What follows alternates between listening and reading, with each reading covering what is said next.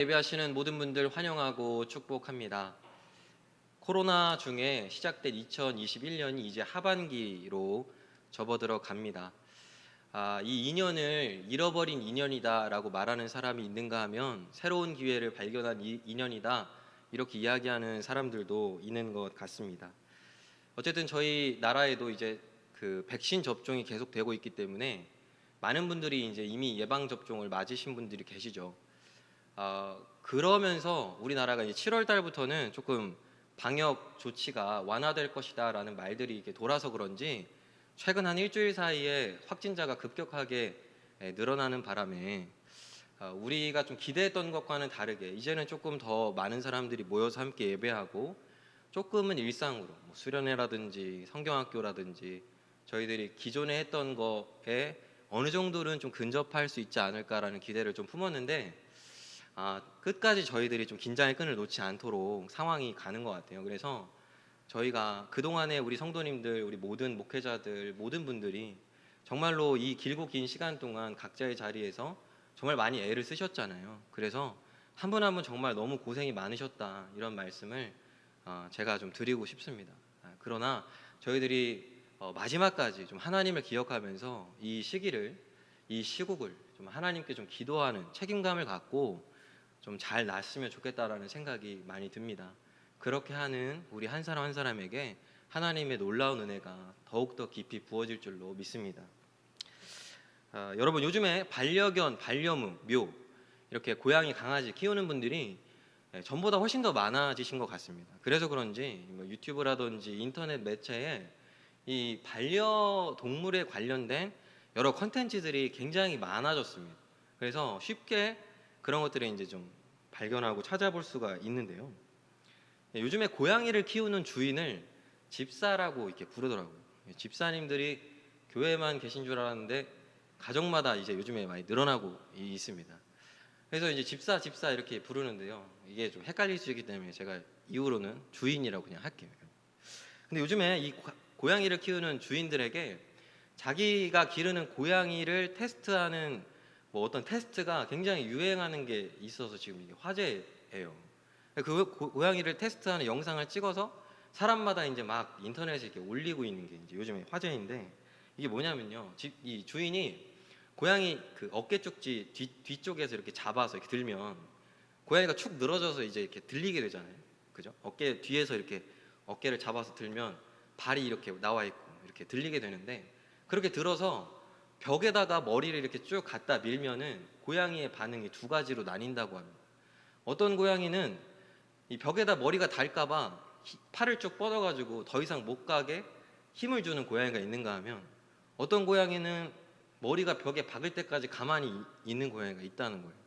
그래서 주인이 심통이 나가지고 머리를 쳐도 머리가 박히면서도 그냥 가만히 있는 고양이가 있다고 합니다. 그래서 사람들이 이거를 우리 고양이의 지능 테스트다. 그래서 고양이가 똑똑한 고양이냐 멍청한 고양이냐 그걸 테스트하는 거라고 이렇게 많이 올렸는데 전문가가 이제 그게 하도 유행하니까 이야기를 하는 게 뭐라고 하냐면 이게 지능과 상관이 없고 고양이가 어떻게 보면 주인과 맺고 있는 신뢰 관계를 보여준다 이런 거죠. 그래서 고양이를 정말 그러니까 주인을 신뢰하는 고양이는요 우리 주인이 설마 나를 다치게 하겠어라는 마음을 갖고 있대요. 그래서 자기가 굳이 방어를 하지 않는다는 겁니다. 그런데 이제 좀 이렇게 말하면 그 고양이 주인 분들이 좀 섭섭하실까봐 그런데 좀 주인과 이렇게 관계가 좀 그렇거나 아니면 고양이 성격이 워낙에 이렇게 산만한 애들은 자기가 굳이 이렇게 손 벌려가지고 그거를 이렇게 막는다고 이제 하더라고요. 이게 하도 이슈가 되다 보니까 요즘에 패러디 영상까지 나와가지고요. 연예인들이 자기 남편의 뒤를 잡고 벽에다가 밀고 나를 신뢰하는지 안 하는지를 이제 그런 것까지 지금 이제 막 가가지고 지금 이제 완전 화제고 난리입니다. 네, 그래서 아마 이 이야기를 들으시면 이제 집에 고양이 키우시는 분들은 이제 가셔서 우리 고양이가 나를 신뢰하나 안 하나 해보실 것 같은데 한번 해보십시오. 그러면 우리 고양이가 나를 신뢰하는구나 아니구나 이런 거를 이제 알 수 있다고 해요. 자, 여러분 이제 이 이야기를 하면서 저는 이제 이런 생각을 하는 겁니다. 우리는 어떨까? 하나님께서 우리의 주인이라고 할 때 우리가 주님이라고 하잖아요. 우리 주님이 이런 상황으로 우리를 이렇게 어떨 때는 이제 몰고 가시기도 하는데, 그렇게 하실 때 우리는 하나님을 신뢰하면서 가만히 있을까요? 아니면 팔과 다리와 머리까지 써서라도 그걸 막으려고 할까요, 여러분? 이런 거 생각하면은 동물들도 이런데 하나님과 나와의 관계가 어떤가 이런 생각을 이제 하게 되는 것 같습니다. 아마 우리들도 다 각자가 갖고 있는 하나님과의 관계에 따라서 반응을 하겠죠. 오늘 말씀은요, 우리가 너무나 잘 아는 말씀입니다. 그래서 이 말씀에 담겨 있는 좀 의미를 조금 같이 살펴보려고 하는데요. 근데 이 말씀에 담긴 의미를 잘 알기 위해서는요, 이들이 처해 있는 상황에 대한 파악을 잘 해야만 합니다. 지금 상황이 어떻습니까? 사실은 홍해를 건너는 그 장면이 요 근방에 있는 말씀에서 가장 유명하죠. 가장 주목받는 말씀인데, 지금 오늘 우리가 읽은 본문 말씀의 상황은요, 홍해를 건너가기 바로 직전의 상황인 거예요. 직전이고, 그래서 앞으로는 홍해가 가로막고 있고 뒤에서는 바로의 군대가 우리를 잡으려고 쫓아오고 있는 진퇴양난의 상황에 놓여 있는 그런 상황입니다. 근데 여러분, 본문의 문맥을 앞뒤로 살펴보면요, 이 상황을 만드신 분이 하나님이세요. 이 이스라엘 백성들과 모세가 뭔가 잘못 선택해서 지금 이 상황에 놓인 게 아니라 하나님이 바로의 마음을 충동질하셔가지고 바로가 그 마음이 완악해져서 이렇게 쫓아와서 이 상황이 만들어졌다. 결국 하나님이 지금 이 상황을 연출하셨다라는 것을 우리가 알 수가 있습니다. 하나님 만약 이렇게 하셨다면 여러분, 그냥 하셨을 리는 없잖아요. 하나님이 지금 이 그림을 만들어내신 이유가 있으시겠죠. 그게 이유가 있다는 것을 우리가 한번 조금 이따가 그거는 보고요. 먼저 살펴보고 싶은 것은 백성들의 반응이에요. 지금 이 상황에 얼마나 불안하겠습니까? 그래서 여기 그대로 나옵니다. 백성들의 반응이 세 가지로 나뉘는데요. 첫 번째는 불안에 휩싸입니다. 불안해. 그래서 그 다음 반응으로는요, 여호와께 부르짖어요. 불안하니까 하나님을 찾는 거예요. 근데 그걸로 해소가 안 된 거예요. 그래서 어디까지 가냐면 불평과 불만을 아주 그냥 찰지게 쏟아냅니다. 그 백성들 마음속에 있는 그 불안과 그 두려움이 얼마나 큰 것인지가 10절과 12절까지 세 절에 걸쳐서 아주 자세하게 기록이 되어 있습니다. 여러분, 이때 당시 모세가 어땠을지를 한번 상상해 보세요. 앞으로는 홍해가 가로막고 있고 뒤로는 막 바로의 군대가 막 죽일 듯이 쫓아오고 있고, 근데 같이 있는 백성들은 나를 원망하면서 나한테 막 뭐라고 하고 있는 이 상황에 얼마나 모세가 어땠을까 한번 생각을 해보세요. 이게 당황할 법하잖아요, 그죠?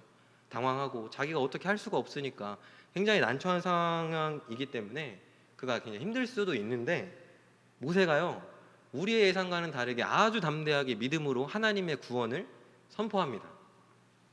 13, 14절에 나오죠. 이 굉장히 유명한 말씀이죠.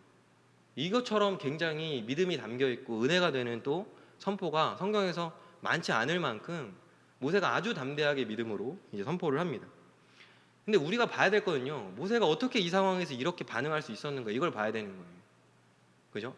백성들이 자기를 신뢰하면서 믿어줘도 지금 이런 말 하기가 쉽지가 않은 것인데, 모든 것이 다 우겨싸움 당하고 있는 중에 모세가 어떻게 혼자서 이런 반응을 할 수가 있는가, 그걸 통해 우리가 뭘 알 수 있냐면, 모세가 가장 앞서서 백성들을 이끌고 있었기 때문에 하나님에 대해서 누구보다 더 잘 알고 있었다. 하나님이 어떤 분인지에 대해서 이미 알고 있었기 때문에 모세가 이 상황에 당황하지 않고 하나님에 대해서 자기가 믿는 바 솔직하게 믿음으로 선포할 수 있었다라는 것이죠.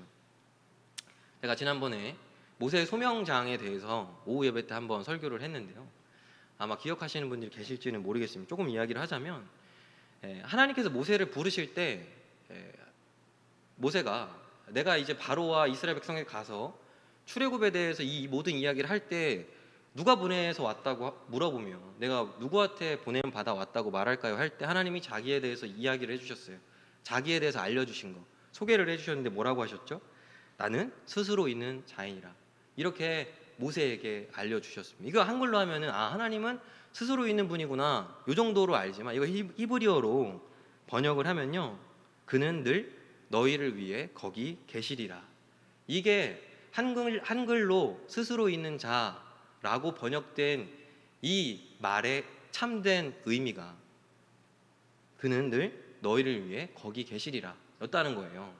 그래서 이거를 네 글자로 줄이면 신약에서는 임마누엘이지 않습니까? 백성들과 함께 하시는 하나님, 우리를 이끌어서 여기까지 오도록 인도하신 분이 바로 그 하나님이다라는 사실을 모세가 알고 있었기 때문에 이런 믿음의 선포를 할 수 있었다. 이건 저의 추측이 아니고요. 이거는 성경을 그렇게 다들 봅니다. 예, 이렇게 연구가 되고, 그렇기 때문에 이 상황에 이런 반응이 나오는 게 자연스럽다, 당연하다, 이렇게 이제 다들 보게 되는 것이죠. 뭐 정확하게 맞지는 않는다고 하더라도 아무튼 모세 안에 하나님에 대한 완전한 신뢰가 있었기 때문에 이렇게 선포를 할 수 있었다라는 것을 말하는 겁니다. 근데 여러분, 이 하나님에 대한 이해, 하나님이 백성들을 떠나지 않고 언제나 거기 함께 계시는 하나님이라는 이 하나님의 이해가 오늘 사건에 뿐만이 아니라 이후로 성경 전체를 관통해요. 그렇잖아요. 임마누엘이 신약에도 나오죠. 하나님이 그냥 하늘에 계시는 분이 아니라 백성들과 함께 계시는 하나님이다 라는 이 중요한 개념이 성경 전체에 흐르고 있습니다.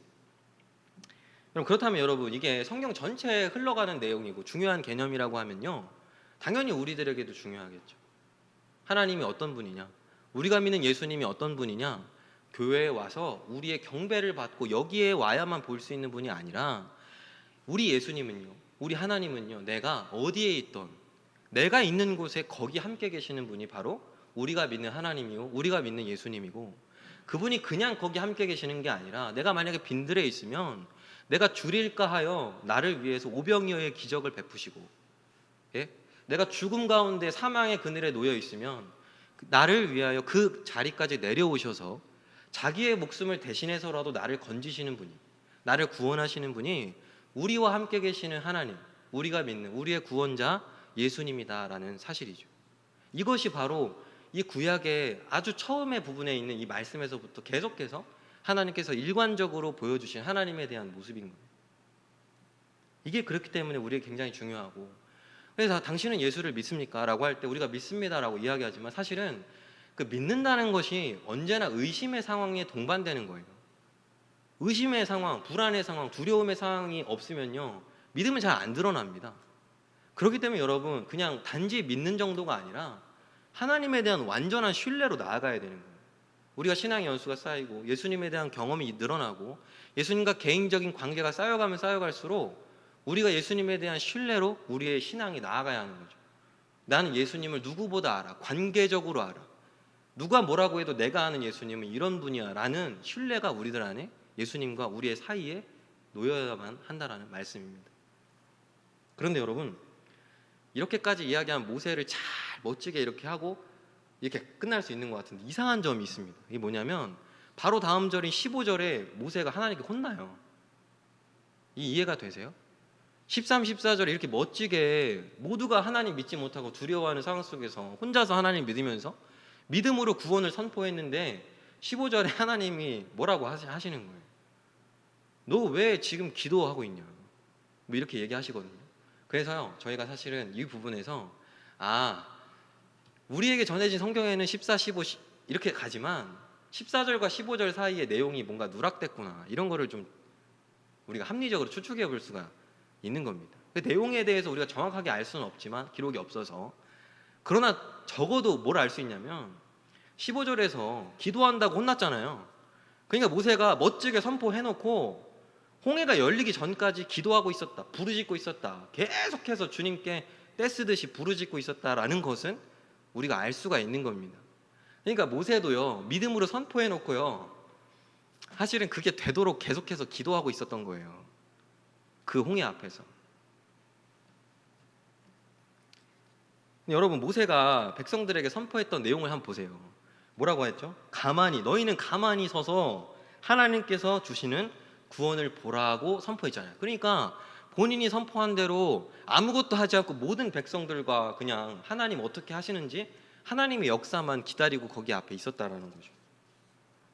사실 본인의 믿음대로 선포한 대로 모세는 성실하게 그렇게 하고 있었던 겁니다. 근데 하나님의 응답은 어땠냐는 거예요. 하나님이 보통 같았으면, 이 정도 믿음을 보이면, 그렇죠? 우리가 아는 하나님은 너의 믿음이 참 대단하다, 너의 믿음이 너를 구원하고 너의 백성을 살렸다, 이렇게 인정해 주실 만도 한데 하나님 뭐라고 하시냐면 너 왜 나한테 부르짖냐, 이제 백성들에게 나아가라고 명령하고 내가 너의 손에 들려준 그 지팡이로 손을 뻗어서 이 홍해바다 갈라지게 하라고. 여러분 이게 어떤 말투, 어떤 뉘앙스인지 아시겠어요? 하나님이 약간 답답해가지고요. 하나님이 약간 인간의 감정으로 이야기하면 약간 짜증 섞인 말로 왜 자꾸 기도하고 있어? 이렇게 지금 하신 거거든요. 여러분 이 대목에서 우리가 너무나 중요한 사실을 알 수가 있죠. 그게 뭐냐면 하나님의 구원의 역사 가운데 우리들의 역할이 반드시 필요하다는 거예요. 하나님이요 길을 여세요. 하나님이 홍해를 가르세요. 근데 거기에서 우리가 해야 되는 일이 있다는 거예요. 정확하게 그게 뭐냐? 일단은 여러분 기도하는 건 당연한 거예요. 모세가 보여줬죠. 기도하는 거 하나님께 이 상황에 대해서 올려드리고 하나님의 응답과 도우심을 구하는 이 기도하는 건 너무 당연한데 그 다음이 중요한 거예요. 기도를 충분히 했다면 하나님을 신뢰하고 하나님께서 길을 여실 걸 신뢰하고 발을 내딛어야 한다. 이게 하나님의 구원 역사 가운데 우리들에게 주어진 일이라는 거예요. 그냥 가만히 서서 기다릴 게 아니라 하나님께서 구원하신다는 뜻을 나에게 주셨다면 내가 그것을 믿고 기도하고 신뢰하면서 그 행동으로 발을 옮기는 거. 이걸 했을 때 하나님의 역사가 우리와 하나님과의 그 역사가 일어난다는 말씀이죠. 여러분 한번 생각을 해보세요. 제가 어떤 일에 대해서 충분히 기도를 했음에도 움직이지를 못한다면 여러분 제가 믿음으로 기도한 게 맞을까요? 예? 정말로 하나님께 진심을 담아서 기도했다면 했는데도 어떤 선택 앞에서 우물쭈물하면서 어쩌지 못하고 있다면 하나님을 믿고 있는가? 하나님에 대한 신뢰가 거기 나타나고 있는가? 어떻게 보면요, 만약에 그런다고 하면요, 그 사람은 저를 예로 들었잖아요. 그 당시만큼 하나님에 대한 완전한 신뢰를 갖지 못하고 있는 걸 수도 있다는 거예요. 충분히 기도했음에도 움직이지 못한다. 물론 여러분 상황마다 어떤 순간 상황들마다 하나님의 판단이 다 다르지만 큰 틀에서는 그렇다는 겁니다. 그냥 단순히 기도만 계속하는 것도 아니고요. 그렇다고 해서 기도보다 행동이 앞서는 것도 아닌 거예요. 어느 한쪽으로 치우쳐서도 안 되지만 보통은 하나님께서는 우리가 하는 기도를 들으시고 응답하시기 위해서 기다리시며 우리들이 어떤 행위를 할 때 그때 하나님께서 우리에게 맞춰서 그 역사를 이루신다라는 것을 우리들에게 보여주고 계시다라는 겁니다. 성경에 보면요 이런 장면들이 참 많이 나와요. 여러분들은 어떻게 생각하시는지 모르겠는데 엘리야가 사르밧 과부의 아이를 살릴 때요 그 죽은 아이 몸 위에 3번 누워요. 그거 아세요? 근데 그 3번 누우라고 하나님이 알려주셨을까요? 그거는 안 나와서 모르거든요.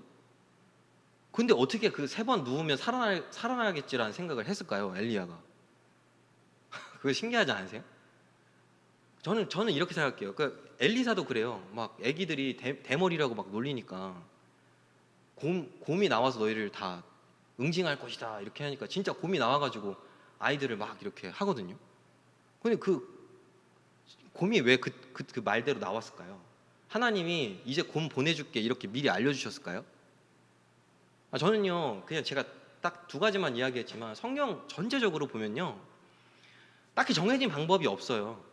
하나님께서 어떤 사람을 통해서 어떤 하나님의 뜻을 이루시는 기적을 행하실 때 그 뜻만 알려주시고요. 그 역할을 맡은 사람이 자기 스타일대로 뭔가를 하면 그 다음에 하나님 역사하세요. 아마 엘리야가 4번 누웠어도 살아났을 거예요. 눕지 않고 하나님께 기도했어도 살아났을 거예요, 여러분. 예수님도 그러시잖아요. 눈먼 소경한테 흙 이겨가지고 침 뱉으시고 이렇게 막 눈 씻어주시고 보이냐고 물어보시고 또 막 그 혀랑 귀에다가 손 대시고 이렇게 막 무슨 얼굴에다가 막 마사지 하듯이 하고 났더니 그 눈이 막 뜨이고 막 이렇게 되는 상황들이 있잖아요. 근데 굳이 그런 방법이 누가 하나님이 이렇게 꼭 하라고 알려주셔서 그때마다 그걸 했겠냐고요. 그러니까 그런 방법이 정해져 있는 게 아니라 그 사람의 스타일, 그 사람의 성향에 맞게 그 사람이 어떤 행동을 하면 하나님이 그에 맞춰서 역사하신다. 이게 믿음이 없는 사람이 보면요 하나님이 저 사람한테 조종당하네 이렇게 보기 딱 쉽거든요. 근데 그런 게 아니에요. 하나님의 뜻은 이미 정해져 있고 미리 그 사람이 알도록 하시고, 그런 다음에 이 사람이 믿음의 행위를 뭔가를 했을 때 하나님이 거기에 맞춰서 역사하신다라는 말씀이에요. 이런 걸 생각을 해볼 때 모세는요 너무 신중해요. 하나님의 기준에 비춰봐도 모세는요 좀 너무 신중한 거예요.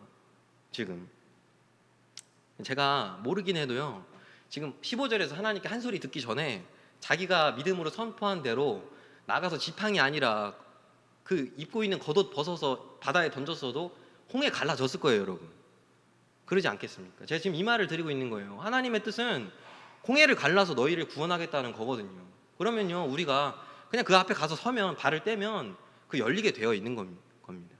너무 우리가 구체적으로 어떻게 그걸 해야 되는지, 뭐 한 걸음 한 걸음 어떻게 그 과정을 밟아야 되는 건지, 이런 디테일한 거는 사실 별로 중요하지 않아요. 하나님을 믿고 신뢰하며 나가면 하나님께서 길을 여시고 역사하신다는 것을 말씀하시는 겁니다. 자, 이제 하나님께서 이 상황을 일부러 만드신 이유에 대해서 우리가 알아봐야 돼요. 그건요 17절 18절에 나옵니다. 우리 17, 18절은 한번 같이 읽어보겠습니다. 17, 18절 함께 읽겠습니다. 시작. 내가 애굽 사람들의 마음을 완악하게 할 것인즉 그들이 그 뒤를 따라 들어갈 것이라. 내가 바로와 그의 모든 군대와 그의 병거와 마병으로 말미암아 영광을 얻으리니, 내가 바로와 그의 병거와 마병으로 말미암아 영광을 얻을 때에야 애굽 사람들이 나를 여호와인 줄 알리라 하시더니. 여러분, 하나님께서 모세에게 자기를 소개하신 것처럼 내가 바로 이 백성들을 지키는 이들의 하나님이다라는 사실을, 이들을 구원하는 하나님이라는 사실을 애굽 사람들에게 알리기 위해서 하나님께서 이 상황을 만드셨다라는 거예요. 애굽 사람들이라고 하면요 진짜 애굽 사람만 말하는 것 같지만요, 이때 당시에 미국과 같은 역할이 애굽이었어요. 당시 세계 최대 강대국이 이제 이 애굽이었거든요. 그러니까 애굽의 바로와 그 군대를 수장시킨 하나님이 도대체 누구냐? 그분이 어떻게 그 노예였던 히브리 백성들을 편을 들어주고 그들을 편에서 싸우셔서 이런 승리를 얻으실 수 있게 하신 그분이 누구냐는 것을 애굽 사람들만이야, 애굽 사람들이 알면은 주변에 있는 모든 나라 사람들이 안다는 거고요. 거기에는요 이 모세와 이스라엘 백성들도 포함되어 있는 겁니다. 저는요 조금 더 구체적으로 쓰시지 이런 생각을 했어요. 왜냐하면 이 10절에서부터 하나님을 못 믿는 백성들의 태도가 나와요. 하나님이 보여주시는 거예요. 내가 말로만 너희와 함께하는 게 아니라 아무리 강한 군대가 쫓아온다 하더라도 내가 너희를 지키는 하나님이다 라는 것을 잊히지 않도록 기억에 남도록 아주 강력하게 보여주신 것이 이 홍해의 사건이다. 여러분, 그 이후로 성경의 모든 내용과 지금에 이르기까지 교회 안 다니는 사람들도 홍해의 기적은 알잖아요. 그것이 회자되고 이야기가 되도록 하셔서 하나님이 어떤 분이신가를 후대에도 모든 사람들이 알 수 있도록 만들어주셨던 사건이 바로 이 홍해의 사건이었다라는 말씀입니다. 여러분, 바로 다음 장인 출애굽기 15장을 보면요 홍해에서 구원을 경험한 모세와 백성들의 찬양이 나옵니다. 찬양이 성경에서요 제대로 된 구색을 갖추고 찬양의 형식이 등장하는, 소고를 들고요 처음으로 악기를 사용해서 찬양하는 장면이 여기에 이제 나오는 거예요. 여러분, 이 찬양이야말로 찬양의 원형이라고 할 수 있지 않겠습니까? 예? 세상에서 누가 이런 하나님을 알고 누가 이런 것을 경험해 봤겠어요? 그러니까 시키지 않아도요 악기를 들 수밖에 없고, 시키지 않아도 입에서 노래와 흥이 터져 나오는 거예요. 하나님의 영광을 선포하고 그것을 막 서로가 노래하게끔 되는 거, 하나님의 구원을 경험한 사람들의 특징인 거죠. 신약에서도 그렇죠. 예수님께 병고침 받고 구원받은 사람들 어디 가서 이야기하지 말라고 했는데 동네방네 떠들고 다니잖아요. 구원을 경험한 사람은요 그것을 전하게 돼 있습니다. 그 전하는 것 자체가 찬양이고요. 그렇기 때문에 구원받은 우리들의 삶은 찬양의 삶이 될 수밖에 없고, 우리의 존재 자체가 찬양이 되어야만 하는 거예요. 하나님의 영광을 위하여. 하나님께서 너무나 사랑하시는 우리 마포교회 성도 여러분, 오늘의 나는 예전의 나 말고요, 예전에 굉장히 신앙 믿음 좋았던 내 모습 그거 말고 오늘의 나는 하나님을 신뢰하고 있을까요? 나에게 여러분 하나님의 역사가 오늘 진퇴양난에 빠져있는 이 이스라엘 백성 같은 마치 이런 우겨싸움을 당하고 있는 나의 상황이 있어서 하나님의 역사가 나에게 필요한 그런 상황이 있다면, 여러분 우리가 해야 될 것은 오늘 말씀에 있는 바로 이 말씀대로 해야 되는 거 아니겠습니까? 상황 그 자체를 하나님께 기도하는 것은 당연한 것이고, 하나님께서 그 가운데 나와 함께 하실 것을 신뢰하면서 그게 무엇이 되었든지 간에 행동으로 옮기는 거, 내가 발을 떼는 거. 근데 그게 그냥 막연한 것이 아니라 하나님을 향한 강력한 신뢰를 갖고 발을 옮기는 거. 하나님, 내가 어찌 될지 모르지만, 이 바다가 열릴지 안 열릴지 모르지만, 그러나 내가 하나님 신뢰하고 내가 발을 뗍니다. 구체적인 방법은 별로 중요하지 않아요. 그래서 하나님 왼쪽으로 갈까요? 오른쪽으로 갈까요? 별로 중요하지 않습니다. 왼쪽으로 가면 가는 대로, 오른쪽으로 가면 가는 대로 주님이 우리와 함께 하신다는 약속이에요. 동물들도 자신의 주인이 자신을 지켜줄 것이라 신뢰하는데, 여러분, 하물며 우리는 어떻겠습니까? 함께 하시는 하나님을 신뢰하지 못하면 하나님의 입장에서 이보다 더 슬픈 일이 어디에 있겠어요? 반대로 우리가 하나님을 신뢰하면서 발을 내디딜 때, 여러분, 하나님께 이보다 더 기쁜 일이 어디 있겠습니까? 눈앞에 홍해가 아무리 대단해 보이고 뒤에서 달려드는 이 군대의 기세가 아무리 대단하다 하더라도 하나님이 나와 함께 하시며 구원하시는 분이심을 우리가 똑똑히 바라보고 실제로 내가 그 발을 내딛어서 경험하여 알게 되는 저와 여러분이 되시기를 진심으로 축복합니다. 기도하겠습니다.